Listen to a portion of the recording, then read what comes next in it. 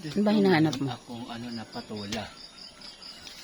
Kasi, ang patula kasi, pag once na makapal yung dahon, at hindi mo inano yung halimbawa bunga na nasa taas, ang disadvantage niya, instead na tumuwid siya, hindi siya tutuwid kasi hindi siya parang free-flowing na makaano ba, di tulad nung nakalaylay na ganito na talagang sila. Hindi siya makaunat. Oo, mga ganyan. Parang may nakita ko. Tapos, Ayun o, ayun niya. Ayun.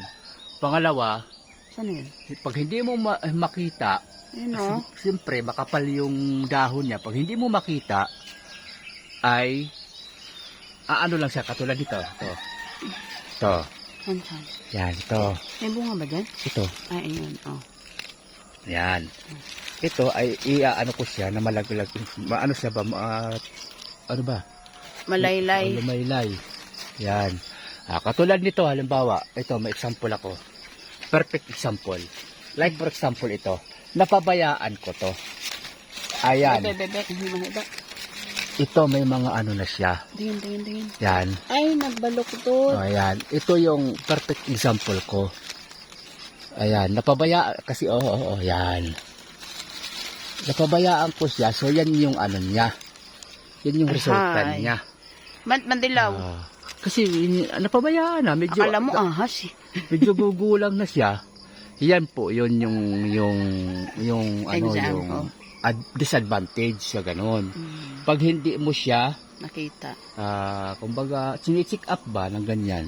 Pero siguro, hindi naman parang, ewan ko lang, para sa akin kasi pag once na malawak na yung mo, siyempre, hindi mo maasikaso yung ganun.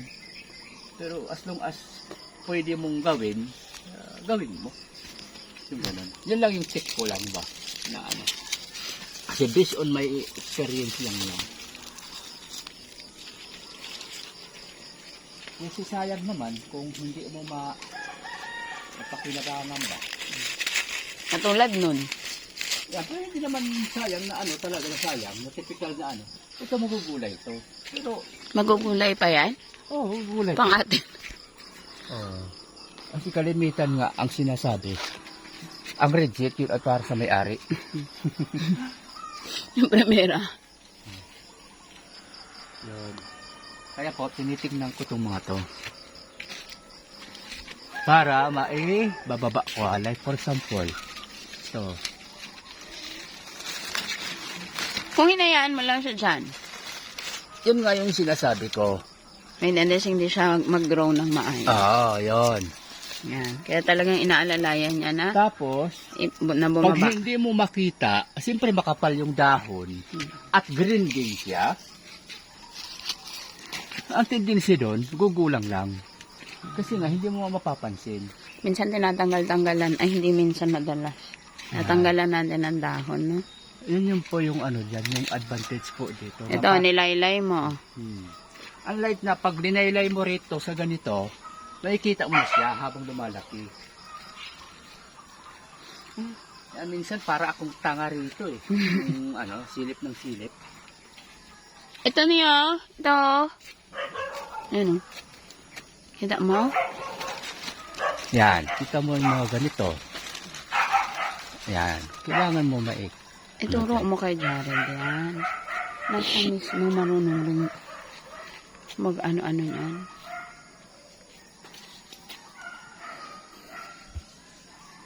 Total, madali lang namang makita para. For example din yung ganito.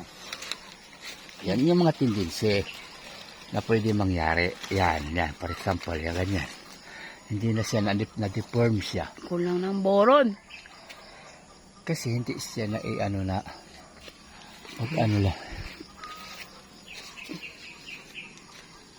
May mga times kasi na, ayun o.